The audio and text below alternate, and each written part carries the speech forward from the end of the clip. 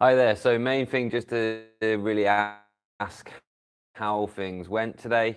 Today was paper 2 for A-level physics, and just a few kind of pointers on getting prepared for paper 3, and well, what I'm going to do to help you over the half term for that as well. So do let me know in the chat if you're here live. How did it go today? You feel it was quite good? Lads from my school doing Edexcel said that felt pretty good actually today, especially when they compare that to the first paper. How was your experience today? And preparing for paper 3, and if you're not watching this live, then let me know in the real comments, okay, the full comments. Let me know how it went, just, you know, I'm actually interested. And listen up to this because, yeah, good to hear that, Owen. Listen to this because this is what I want you to start doing. Probably not tonight, have a rest tonight, but probably get started straight away tomorrow on making sure that you can do this to make sure that you are doing the right things to prepare for your paper 3. So the first thing I would do is I would go ahead and go onto your formula sheets, and I would really think about the different parts of the spec that has come up loads, and I would kind of try and eliminate areas that they have covered already in the first 2 papers. This last paper is all about general and practical principles of physics, so it's about the whole syllabus basically, but it's about certain parts of it. So once you've actually eliminated parts of it, you can think to yourself, well, what parts are they likely to be focusing on in paper 3? Because they aren't going to redo. If they've done 12 marks on a certain topic, then they are not going to be doing like a really in-depth question on that same topic already. If they've just kind of touched it with multiple choice, then maybe that's still very likely to come up. And you can just really focus your revision, because you might as well focus your revision somewhere. And also really think about what CPACs, what core practicals are likely to come up in this paper 3. We've done it with ours, so I'll tell you what I think might be likely to come up, okay? They could all come up still, okay? Even if they've asked a load of questions, they could all come up in paper 3. Not all of them probably, but you know, they all could come up in paper 3. And so do revise a little bit all of them. Do make sure you know the methods of all of them, but really go really in depth into the understanding of all the evaluative points for these kind of ones that they haven't done much on already. Now for Edexcel, we think, tell me if you agree with this, okay? There hasn't been much on it like EMF and internal resistance.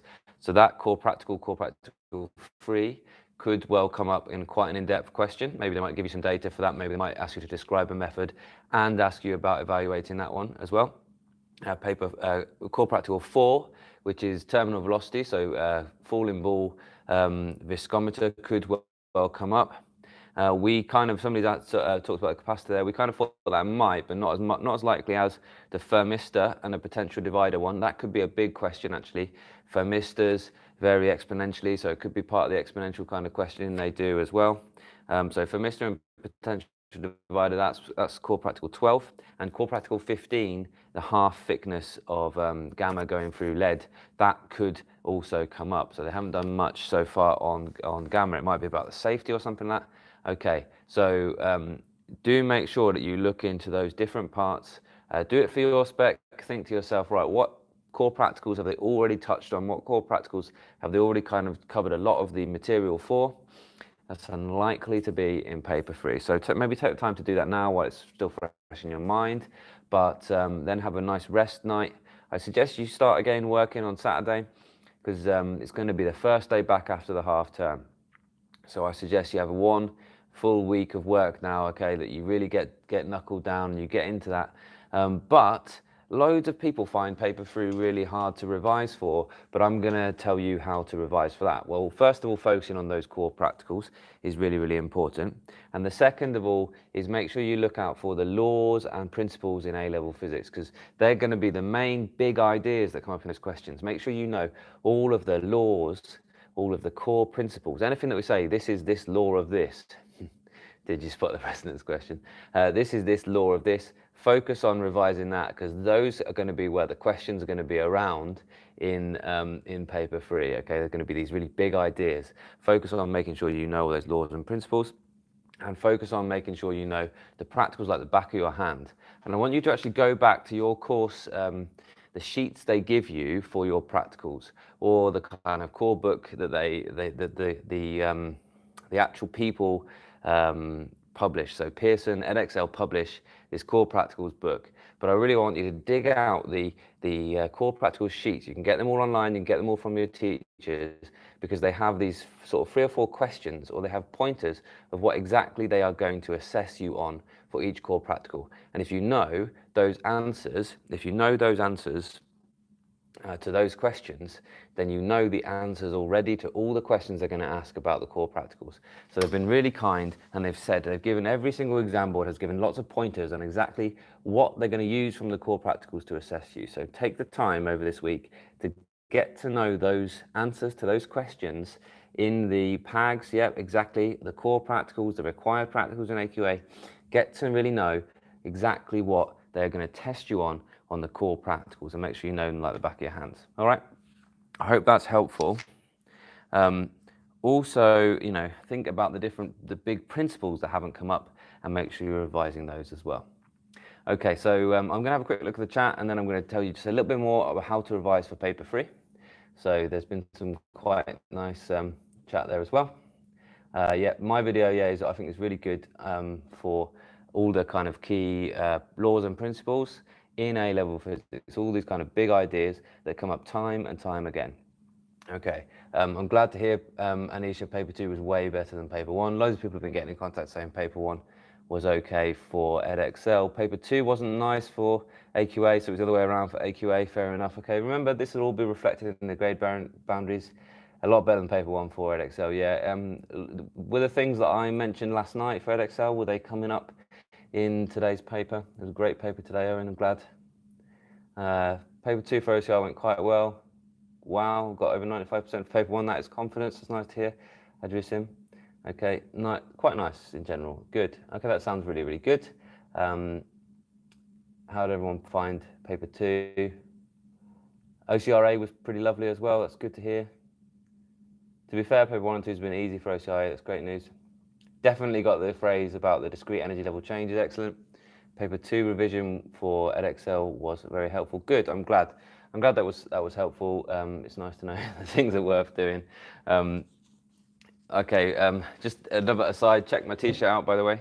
This is, don't get too excited, I'm not selling merch. This was actually a gift because today is my last day at my school. So any PWS fam that are watching, okay, it's been an absolute pleasure to work with you at this school. I'm going on to be a head of science at a new school now, so that's a big challenge, big new challenge for me. It's a bit frightening, but they got me a t-shirt with my Gorilla logo on, so that's really, really nice. Next thing though is what to do about revising for paper 3. Not only doing these, thanks Elliot, not only doing these bits that I'm talking about, excluding bits so that you can actually focus on the areas that are most likely to come up in paper 3. So I don't normally do predictions, okay, but I would say this is worth predicting within one exam series, that if they've done loads of one area and if they've done loads in one area in the previous 2, then they're not likely to do it in paper 3. Yeah, normal questions, yeah, they are going to ask you like normal questions as in like, calculate this, yes, definitely explain that. I'm going to come back and I'm going to do the same type of video the night before, and I'll do probably a couple of other videos over the half term as well for paper 3, as well as the GCSE one I'll do. Hi, Dom and Caitlin, always so supportive and ask great questions in here. Hi, Dom and Caitlin, great to hear that you're helpful in the forums and things. Paper 2 was Edexcel, did not get the resonance 6 markers. Yeah, that's gutting. People said that was pretty subtly in there. It was like some magic bowl. Okay, or something like that. But no, it was about resonance at certain frequencies, okay, equal to the natural frequencies of the thing. Okay, ran out of time in the end, found it okay. Oh, so, right, let's go back to exactly how to revise for paper 3. Right, we'll expect these things, right? So revise these things. Expect questions on how to improve core practicals, and always be thinking about percentage uncertainty. The way we improve core practicals is to reduce the percentage uncertainty, and you can do that by making the actual resolution or the uncertainty smaller, or you can make the thing you're measuring larger. So always be thinking about improving core practicals in terms of percentage uncertainty. Not only that, but that's the main one. And if you look at the core practicals and you think about the kind of improvements that they give you in those, the accurate apparatus and techniques to be using, those are the things to be getting into your answers. Then the next one is there's going to be questions on log graphs, and especially, and I know this is the case in Edexcel, they always ask a really similarly worded question. They give you a bit of algebra, they ask you to plot a graph, relate it to y equals mx plus c, so you get a straight line, and you use, you use your straight line to get either the power of a power law or you get the fixed numbers in an exponential law.